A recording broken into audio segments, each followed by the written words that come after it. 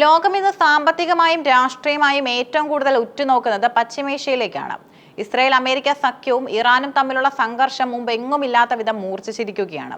ഈ യുദ്ധ സാഹചര്യം ആഗോളതലത്തിൽ ഏറ്റവും വലിയ പ്രത്യാഘാതം ഉണ്ടാക്കുന്നത് ഹോർമുസ് കടലിടുക്ക് വഴിയുള്ള ചരക്കു നീക്കത്തിലാണ്. ലോകത്തെ ഊർജ്ജ വിപണിയുടെ സിരയെന്ന് വിളിക്കപ്പെടുന്ന ഈ പാതയിൽ അനിശ്ചിതത്വം നിലനിൽക്കുമ്പോൾ ഇന്ത്യ തന്നെ അസാമാന്യമായ നയതന്ത്ര ബന്ധങ്ങൾ ഉപയോഗിച്ച് എങ്ങനെ ഊർജ്ജ സുരക്ഷ ഉറപ്പാക്കുന്നു എന്നത് ആഗോളതലത്തിൽ വലിയ ചർച്ചയായിരിക്കുകയാണ്.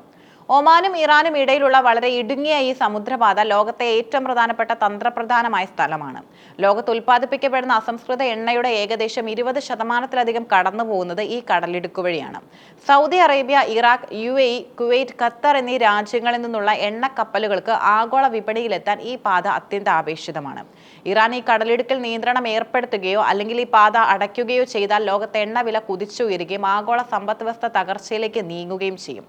ഈ പശ്ചാത്തലത്തിലാണ് ഇന്ത്യയുടെ ഇടപെടലുകൾ ശ്രദ്ധേയമാവുന്നത്. പശ്ചിമേഷ്യൻ സംഘർഷം രൂക്ഷമായതോടെ ഇറാൻ ഹോർമുസ് കടലിടുക്കിൽ കടുത്ത നിയന്ത്രണങ്ങൾ ഏർപ്പെടുത്തിയിരിക്കുന്നു. പ്രത്യേകിച്ച് ഇസ്രായേൽ, അമേരിക്ക, യൂറോപ്യൻ രാജ്യങ്ങൾ എന്നിവയുമായി ബന്ധമുള്ള കപ്പലുകൾക്ക് കർശനമായ വിലക്കാണ് ഇറാൻ ഏർപ്പെടുത്തിയത്. എന്നാൽ ഈ പ്രതിസന്ധികൾക്കിടയിലും ഇന്ത്യയുടെ പരിമൾ, പുഷ്പ എന്നീ 2 ചരക്ക് കപ്പലുകൾക്ക് കടന്നു പോകാൻ ഇറാൻ പ്രത്യേക അനുമതി നൽകി. ഇത് സാധ്യമായത് ഇന്ത്യൻ വിദേശകാര്യമന്ത്രി ഡോക്ടർ എസ് ജയശങ്കർ തന്റെ ഇറാനിയൻ സഹപ്രവർത്തകരുമായി നടത്തിയ നിരന്തരമായ ചർച്ചകളുടെ ഫലമായാണ്. ഇസ്രയേലിനോടും അമേരിക്കയോടും ഒരേ സമയം സൗഹൃദം പുലർത്തുമ്പോഴും ഇറാനുമായുള്ള ദീർഘകാല സാംസ്കാരിക രാഷ്ട്രീയ ബന്ധം നിലനിർത്താൻ ഇന്ത്യക്ക് കഴിഞ്ഞു എന്നത് വലിയ നേട്ടമാണ്. അടുത്തിടെ കൊച്ചിയിലെത്തിയ ഇറാൻ നാവിക കപ്പലിന് ഇന്ത്യ നൽകിയ സുരക്ഷയും സഹകരണവും ഇരു രാജ്യങ്ങളും തമ്മിലുള്ള വിശ്വാസം വർദ്ധിപ്പിച്ചു.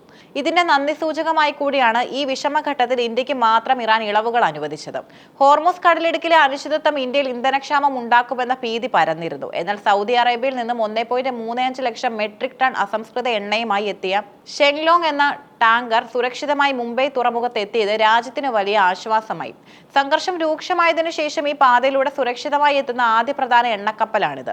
ഇന്ത്യൻ നാവികസേനയുടെ കരുത്താർന്ന സാന്നിധ്യവും ഇറാനുമായുള്ള നയതന്ത്ര ധാരണയും ഈ വിജയത്തിന് പിന്നിലുണ്ട്.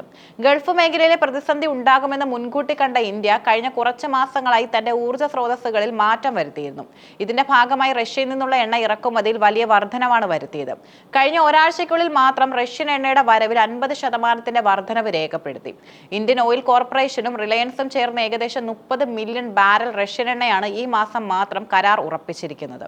സാധാരണഗതിയിൽ റഷ്യയുമായുള്ള വ്യാപാരത്തിന് അമേരിക്ക കർശനമായ നിയന്ത്രണങ്ങൾ ഏർപ്പെടുത്താറുണ്ട്. എന്നാൽ ഇന്ത്യയുടെ ഊർജ്ജ ആവശ്യം കണക്കിലെടുത്ത് 30 ദിവസത്തെ പ്രത്യേക ഇളവ് നൽകാൻ അമേരിക്ക തയ്യാറായി. ഇത് ആഗോളതലത്തിൽ ഇന്ത്യക്കുള്ള സ്വാധീനത്തെയാണ് കാണിക്കുന്നത്. രാജ്യത്ത് പാചകവാതകത്തിനോ പെട്രോളിയത്തിനോ ക്ഷാമം ഉണ്ടാകില്ലെന്ന് പ്രധാനമന്ത്രി നരേന്ദ്രമോദി തന്നെ നേരിട്ട് ഉറപ്പ് നൽകിയത് ജനങ്ങൾക്കിടയിലെ പരിഭ്രാന്തി കുറയ്ക്കാനും സഹായിച്ചു. കേന്ദ്ര പെട്രോളിയം മന്ത്രാലയത്തിന്റെ കണക്കനുസരിച്ച് ഇന്ത്യയുടെ ആകെ എണ്ണ ഇറക്കുമതിയുടെ 70% ഇപ്പോൾ ഹോർമുസ് കടലിടുക്കിന് പുറത്തുള്ള രാജ്യങ്ങളിൽ നിന്നാണ്.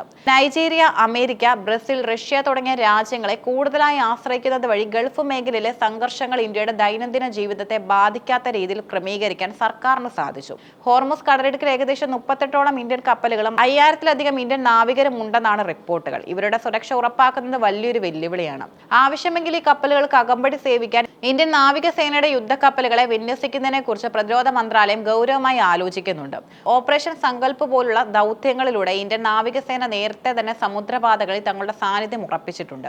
അമേരിക്കൻ കപ്പലുകൾ പോലും ഇറാൻ തടഞ്ഞു വെക്കാൻ ശ്രമിക്കുമ്പോൾ ഇന്ത്യക്ക് ലഭിക്കുന്ന ഈ പ്രത്യേക പരിഗണന ലോകരാജ്യങ്ങളെ അത്ഭുതപ്പെടുത്തുന്നു. പടിഞ്ഞാറൻ രാജ്യങ്ങളും റഷ്യ ഇറാൻ സഖ്യം തമ്മിലുള്ള വടംവലിക്കിടയിൽ പക്ഷം പിടിക്കാതെ സ്വന്തം രാജ്യത്തിന്റെ താൽപര്യങ്ങൾ മുൻനിർത്തി ഇന്ത്യ സ്വീകരിക്കുന്ന തന്ത്രപരമായ സ്വയംഭരണം മികച്ച ഫലം നൽകുന്നുവെന്നാണ് രാഷ്ട്രീയ നിരീക്ഷകരും വിലയിരുത്തുന്നത്. ഹോർമുസ് കടലിടുക്കിലെ പ്രതിസന്ധി ഇന്ത്യക്ക് നൽകുന്നത് വലിയൊരു പാഠമാണ്. ഒരു രാജ്യത്തെ മാത്രം ആശ്രയിക്കാതെ ഇന്ധന സ്രോതസ്സുകൾ വൈവിധ്യവൽക്കരിച്ച് ഇന്ത്യയുടെ ദീർഘവീക്ഷണത്തിന്റെ തെളിവാണ്.